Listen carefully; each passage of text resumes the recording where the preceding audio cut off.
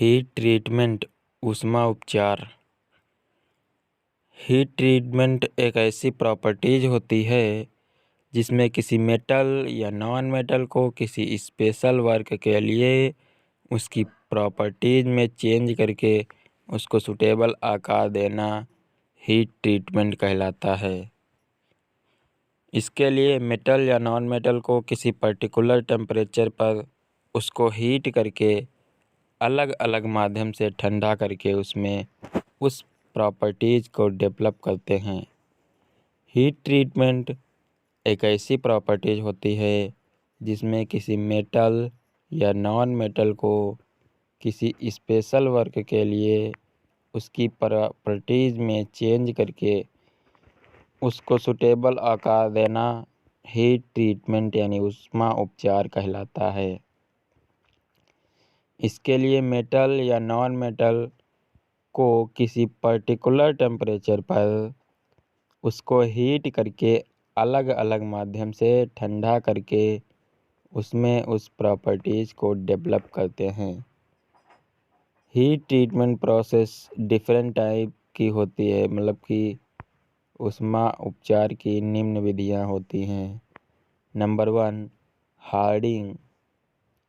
Hardening heat transfer जो heat treatment की वह प्रोसेस है जिसके अंतर्गत स्टील को उसके मेल्टिंग पॉइंट तक या उससे अधिक हॉट किया जाता है तथा स्टील कंपोनेंट को भीतर तक यूनिफॉर्म रूप से हीट करने के उद्देश्य से इसी टेम्परेचर पर रोक कर शीतलन यानी क्वेंचिंग द्वारा कूल किया जाता है।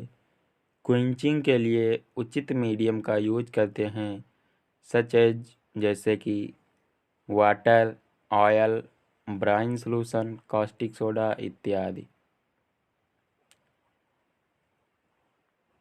ये हार्डनिंग की डिफिनेशन जैसे पेपर में आए लिखने को तो उसमें लिख सकते हैं हीट ट्रीटमेंट की वह प्रोसेस जिसके अंतर्गत स्टील को उसके मेल्टिंग पॉइंट तक या उससे हाई या मतलब उससे अधिक हॉट किया जाता है तथा स्टील कंपोनेंट को भीतर तक यूनिफॉर्म रूप से हीट करने के उद्देश्य से इसी टेम्परेचर पर रोककर शीतलन माने क्वेंचिंग द्वारा कूल किया जाता है। क्वेंचिंग के लिए उचित मीडियम का यूज करते हैं सच है जैसे कि वाटर है, ऑयल है, ब्राइन सॉल्यूशन है, कास्टिक सोडा है इत्यादि। The main objective of hardening, मतलब कि हार्डनिंग क्यों करते हैं, तो स्टील को हार्ड करके घिसावट रोधी बनाना, इसके द्वारा मतलब कि हार्डनिंग द्वारा स्टील को अदर मेटल को काटने योग्य बनाना, मतलब कि जैसे स्टील है जैसे ब्लेड है तो उसको काटने के लिए यूज करते हैं वो स्टेनलेस स्टील होती है। स्टील का लाइफ को इंक्रीज करना, हार्डनिंग करके स्टील की लाइफ को भी बढ़ाया जा सकता है। स्टील की कैपेसिटी एंड इफ़िशेंसी में वृद्धि करना, हार्डनिंग द्वारा स्टील की कैपेसिटी एंड इफ़िशेंसी में वृद्धि होती है। सेकेंड हमारा प्रोसेस है टेम्परिंग यानी पायनीकरण।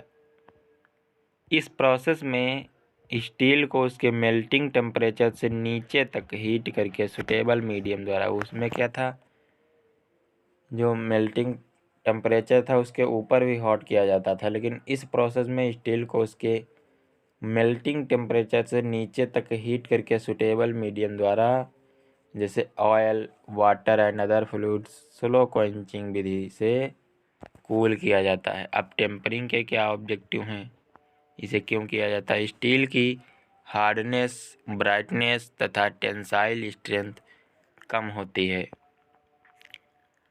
ड्यूटिसिटी तथा टफनेस में वृद्धि होती है। कार्यखंड में हार्डनेस का समान वितरण होता है। थर्ड हमारा पॉइंट है नॉर्मलाइजिंग। यह हीट ट्रीटमेंट की वह प्रोसेस है जिसमें स्टील को उसके मेल्टिंग पॉइंट से ऊपर 40 से 50 डिग्री सेल्सियस अधिक हीट करके तथा इसी टेम्परेचर पर फिक्स टाइम के लिए रूम टेम्परेचर पर एयर में कूल होने दिया जाता है। मतलब कि वह प्रोसेस जिसमें स्टील को उसके मेल्टिंग पॉइंट से ऊपर 40 से 50 डिग्री सेल्सियस अधिक हीट करके तथा इसी टेम्परेचर पर फिक्स टाइम के लिए रूम टेम्परेचर पर एयर में कूल होने दिया जाता है, जिसे नॉर्मलाइजिंग कहते हैं। नॉर्मलाइजिंग के प्रभाव क्या पड़ते हैं? रेशों के साइज में सुधार, जो मतलब रेशे होते हैं उनका साइज सही हो जाता है। लो कार्बन स्टील की मशीनन योग्यता का बढ़ना, मतलब कि मशीनेबिलिटी का बढ़ना। मीडियम कार्बन स्टील की स्ट्रेंथ को इंक्रीज करना। इंटरनल स्ट्रेस यानी प्रतिबलों को कम करना। फोर्थ पॉइंट है हमारा एनालिंग। इस हीट ट्रीटमेंट प्रोसेस में स्टील को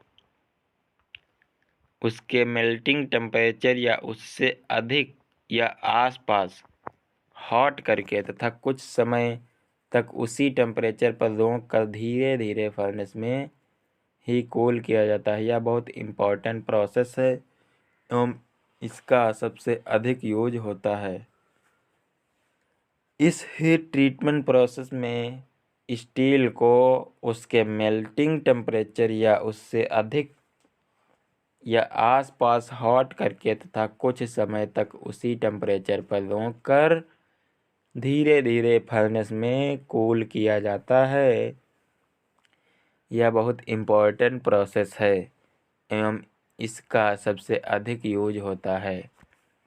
अब एनालिंग के जो ये इसके क्या प्रभाव पड़ेंगे, तो ये है स्टील को सॉफ्ट बनाना। इसके द्वारा स्टील को सॉफ्ट किया जाता है। मशीन योग्यता यानी मशीनेबिलिटी में सुधार करना। मेटल की मैकेनिकल प्रॉपर्टीज़ में सुधार करना, जैसे कि ड्यूटिसिटी, टफनेस इत्यादि। मेटल के अंदर दबी गैसेस को निकालना।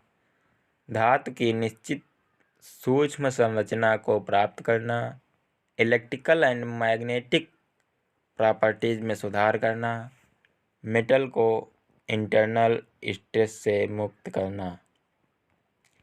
एनालिंग के मुख्य रूप से 3 टाइप होते हैं। नंबर 1 पूर्ण एनालिंग, नंबर 2 प्रक्रम एनालिंग, नंबर 3 स्ट्रेस एनालिंग यानी full annealing, process annealing and stress annealing. Case hardening, इसका 5th पॉइंट है case hardening. Low carbon steel को हार्ड एवं अधिक स्ट्रेंथ बनाने के लिए सरफेस या केस हार्डनिंग किया जाता है, क्योंकि लो कार्बन स्टील का किसी दूसरी प्रोसेस द्वारा हार्डनिंग नहीं किया जा सकता है।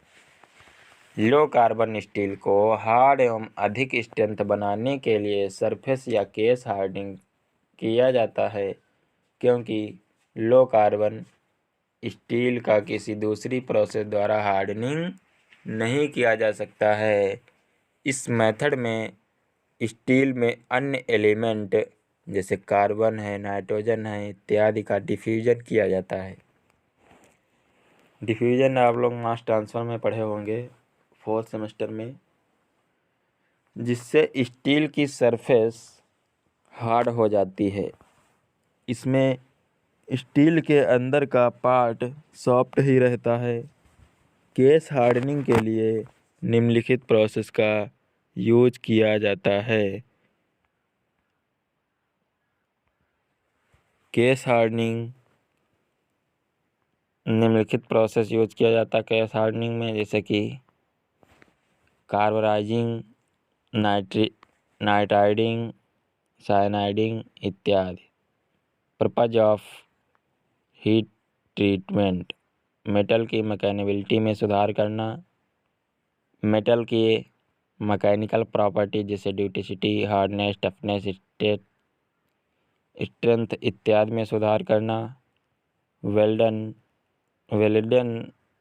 कोल्ड वर्किंग आदि से उत्पन्न इंटरनल स्ट्रेंथ को दूर करना, स्ट्रेस, वेल्डन कोल्ड वर्किंग आदि से उत्पन्न इंटरनल स्ट्रेस को दूर करना, कणों के आकार में परिवर्तन करना, मेटल के इलेक्ट्रिकल एवं मैग्नेटिक प्रॉपर्टीज में सुधार करना, केमिकल कंपोजिशन में परिवर्तन करना, मेटल के अंदर से गैसेस को बाहर निकालना। तो हमारी वीडियो अगर पसंद आई हो तो वीडियो को लाइक करो, चैनल को सब्सक्राइब करो। मिलते हैं नेक्स्ट वीडियो में, तब तक के लिए जय हिंद, जय भारत।